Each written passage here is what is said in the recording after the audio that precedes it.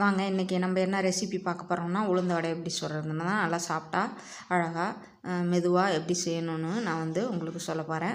எனக்கு இந்த ஷார்ட் வீடியோவில் நான் அதிகமாக டிப்ஸும் சொல்ல முடியல, எந்த மாதிரிலாம் செய்யணுங்கிற விளக்கமும் கிளியராக கொடுக்க முடியல.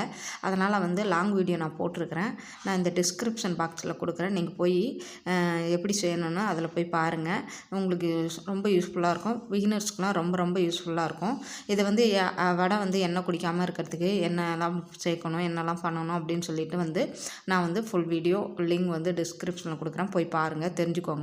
இந்தமாரி சாப்பிட்டா அழகாக மிருதுவாக வடை செய்யணும்னு நினச்சிங்கன்னா நீங்கள் போய் இந்த ஃபுல் வீடியோ நிறைய டிப்ஸ் எல்லாம் கொடுத்துருப்பேன், மறக்காமல் போய் பார்த்து தெரிஞ்சுக்கோங்க.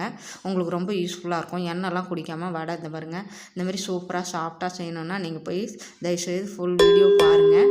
ரொம்ப ஈஸியாக போட்டிருப்பேன், எப்படி செய்கிறதுன்னு சொல்லியிருப்பேன். பிடிச்சிருந்தால் லைக் பண்ணுங்கள், சப்ஸ்கிரைப் பண்ணுங்கள். பாய், தேங்க்யூ.